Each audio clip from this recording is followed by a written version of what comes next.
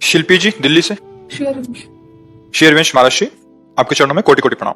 महाराज जी, मेरा प्रश्न है कि ईश्वर ने जीवों को बनाया ही क्यों, जब वो स्वयं में ही सामर्थ्यवान है, तो फिर देखो जीवों को। पहले समझो, जीव नाम की कोई वस्तु ही नहीं है। जब आप क्यों शब्द कहोगे तो फिर शास्त्र सिद्धांत अगर कभी सुना हो पढ़ा हो तो समझ पाओगे। ईश्वर के विषय में प्रश्न करने के लिए पहले शास्त्र स्वाध्याय करना चाहिए। अच्छा नहीं किए तो फिर संतों की बात मान लेनी चाहिए, उसमें क्यों क्यों क्यों नहीं लगाना चाहिए। क्योंकि श्रद्धा विश्वास के बिना ज्ञान नहीं होता। श्रद्धावान लभते ज्ञानम। भवानी शंकरो वंदे श्रद्धा विश्वास रूपिणो याभ्याम बिना न पश्यंती सिद्धा स्वांता स्तमीश्वरम। यदि श्रद्धा विश्वास नहीं है तो फिर आपके कोई प्रश्न का उत्तर हो ही नहीं सकता। अगर श्रद्धा विश्वास है तो मान लो कोई जीव नहीं है। जब सृष्टि प्रकट हुई तो उस भगवान के श्वासों से वेदों का प्रादुर्भाव हुआ। वेद के कोई रचयिता नहीं, जैसे भगवान श्री कृष्ण द्वैपायन व्यास देव जी है ना, ये वेद जो है उसका विस्तार किया है, रचा नहीं है। वो तो स्वयं प्रकट वेद है। जैसे भगवान प्रकट होते हैं ऐसे वेद प्रकट हुए हैं। वेद कहते हैं कि एको हम बहुश्याम। भगवान ने खेल खेलने का विस्तार किया। क्या?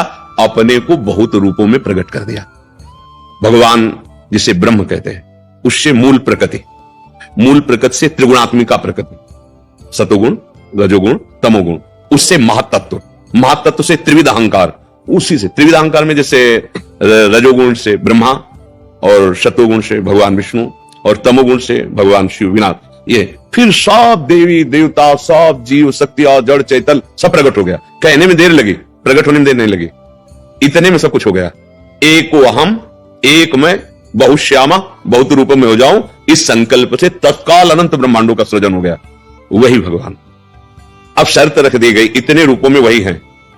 84 लाख योनियां हैं, 83,99,999 योनि में तुम मुक्त नहीं हो सकते। एक केवल गेट रखा गया है, मनुष्य योनि। तुम वही हो, दूसरे नहीं हो, निकलो इससे। पर ये रचना ऐसी है कि जब इसमें आए तो हम भूल गए कि हम कौन हैं। मैं पुरुष, मैं स्त्री, मैं गोरा, मैं काला बन गया। कोई नहीं। जीव जानते हो किसे कहते हैं? जो देह भाव को प्राप्त हो जाता है उसे जीव कहते हैं, और जो देह भाव मुक्त हो जाता है उसे शिव कहते हैं। नहीं, संत लोग जपते हैं शिवोहम शिवोहम अहम ब्रह्मास्मि, ब्रह्म, मैं ब्रह्म हूं, ब्रह्म हूं। वो दूसरा नहीं है कोई, वही है। अपने आप को भूल गया। देखो शास्त्र, अब चूंकि प्रश्न इतना ऊंची स्थिति का है, ब्रह्मविद ब्रह्मवि भवति। जो ब्रह्म को जान लेता है वो ब्रह्म में हो जाता है।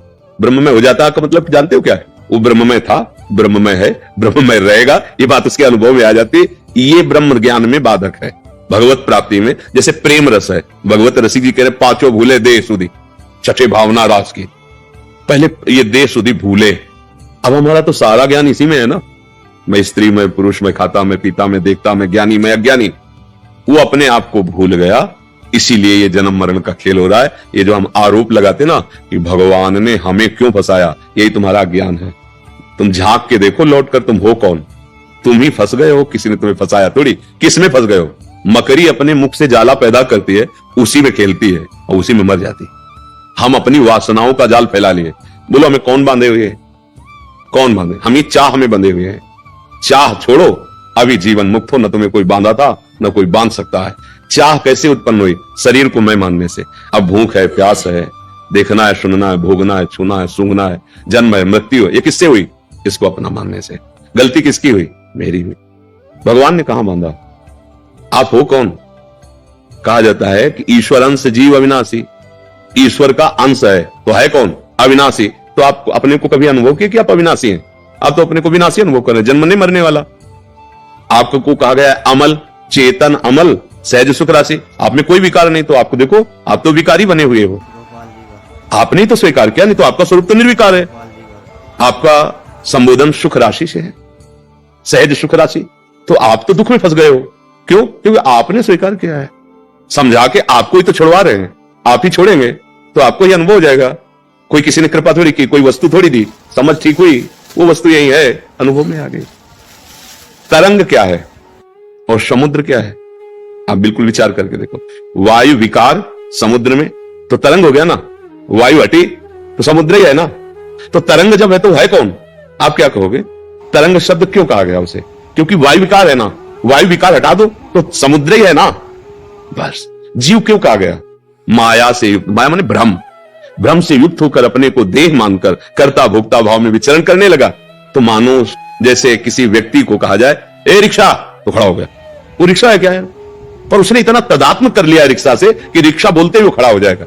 अच्छा, फिर इसके बाद कई बार उदाहरण दिया, पैसा बढ़ा के टैक्सी ले ले, ए टैक्सी, अब वो टैक्सी में खड़ा हो जाएगा, रिक्शा कहने से नहीं खड़ा होगा। हमारी दशा यही है, हम जिस शरीर को प्राप्त होते हैं उसी में इतना हम कर लेते हैं। इसलिए एक तरह समझो कि उस महान तत्व की निंदा की जा रही, उसे जीव कह के, ए जीव देहाभिमानी, कहां वो पर ब्रह्म परमात्मा का स्वरूप है और वो देह में फंस, कामी, क्रोधी, लोभी, मोही, मन उसकी निंदा की जा रही। क्यों? उसने स्वयं पकड़ लिया, इस भाव को स्वीकार कर लिया। यही ज्ञान के द्वारा हटाओ, और जहां आप आए अपने स्वरूप में, तो न काम है, न क्रोध है, न लोभ है, न मोह है, न मद है, न मत्सर है, न स्त्री है, न पुरुष है, न जड़ है, न चैतन्य है। वेद कहता है सर्वम खलमिदम ब्रह्म।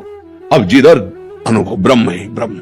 देखिए भगत लोग अनुभव करते अपने इष्ट को, जैसे गोस्वामी जी के सिया राम में सब जगह जान रहे ना, जड़ चेतन जग जीव जत सकल राम। जैसे अपने लोग श्यामा श्याम में सब बिहारी जी हैं, बिहारी जी के सिवा दूसरा कोई है ही नहीं। ये बात समझना होगा। अगर ज्ञान नहीं है तो हम फिर ये दोष काल ही कर्म ही ईश्वर ही मिथ्या दोष लगा। मिथ्या माने झूठा। अब काल के अधीन हम तो हैं, अब जो ऐसा हमारे भाग्य में जैसा हो, ये सब अज्ञानी जीवों की बातें हैं। तो इसलिए अगर शुद्ध बात समझते हो तो भगवान ने नहीं फंसाया, हम खुद फंस गए हैं। कहां कोई बांधे हमें बताओ, हमारी इच्छा ही तो हमें बांधे। हमें प्यारा लगा रूप, हमें प्यारा लगा भोग, हमें प्यारी लगी वस्तु, हमें प्यारा लगा पद, हमें प्यारा लगा रुपया, इसलिए हम ही फंस गए अपने प्रेम को ना समझकर। जो प्रेम हमें अपने स्वरूप, अपनी आत्मा भगवान से करना है, वो हम नानात्व में कर बैठे। और जब भगवान से करोगे तो उनके सिवा कोई है नहीं, ये अनुभव हो जाएगा। और जब प्रभु से विमुख हो तो ये नानात्व फैल गया। ये अज्ञान मिटाए बिना इस प्रश्न के उत्तर को सुन के भी आप समझ नहीं पाएंगे। बिना हृदय पवित्र हुए नहीं समझ। जैसे दर्पण है आपके पास, पर उसमें मल लग गया है, तब आपको अपना रूप दिखाई नहीं देगा। ऐसे ज्ञान है आपके अंदर, बुद्धि है, पर ये माया मल से ढक गई है। ये बात आपके अनुभव में नहीं आएगी। वो चींटी के अंदर भी आराम से सोता है। अणुअणियान बड़ा सूक्ष्म है और महतो महियान। ये अनंत ब्रह्मांड उसके एक रोमकूप में वास करते हैं। एक रुए के छेद में अनंत ब्रह्मांड, ब्रह्मांड निकाया निर्मित माया रोम रोम प्रति। इसलिए भजन के बिना ये अध्यात्म नहीं जाना जा सकता। अगर आप भजन अच्छे से करोगे, गंदे आचरण नहीं करोगे, तो आपको खुद समझ में आने लगेगा। नहीं, हमारी बात आपको एक कहानी सी लगेगी। ऐसा कैसे हो सकता है, ऐसा कैसे हो सकता है? ऐसा हो सकता है, जो ऐसा नहीं हो सकता वो भी हो सकता है, जो ऐसा कभी नहीं हो सकता वो भी हो सकता है। कर तुम अकर तुम अन्यथा कर तुम सर्व समर्था सा ईश्वरा। अभी जाने क्या हो, जहां सुई का धागा नहीं जाता वहां से ब्रह्मांड पार कर दे, उसे भगवान कहते हैं। वो इतना सामर्थ्यशाली है, इसलिए बहुत बहुत बहुत होश रहता ही। एक बार सुदामा जी महाराज द्वारिकाधीश से फिर बार बार मिलने ही जाते थे। तो एक बार समुद्र स्नान करने जा रहे थे, तो सुदामा जी ने कहा, प्रभु बहुत ऋषि मुनि कहते हैं आपकी माया बड़ी विचित्र है, बड़ी भयावह है। अब हमको दिखाओ तुम्हारी माया है क्या, माया क्या है? भगवान ने कहा, पहले समुद्र में स्नान कर लेते हैं, फिर बाद में बैठ के बात करेंगे। सुदामा जी और प्रभु ऐसे पास ही पास डुबकी मारे। जो ही डुबकी मारे तो सुदामा जी ने देखा कि एक राज्य में पहुंच गए। बड़ा सुंदर नगर है। सुदामा जी का स्वागत हुआ, बड़ा सुंदर रूप। राजा ने माथा रख के प्रणाम किया, आओ महाराज। सुदामा बड़ा अच्छा लग रहा है। और राजकुमारी इतनी सुंदर।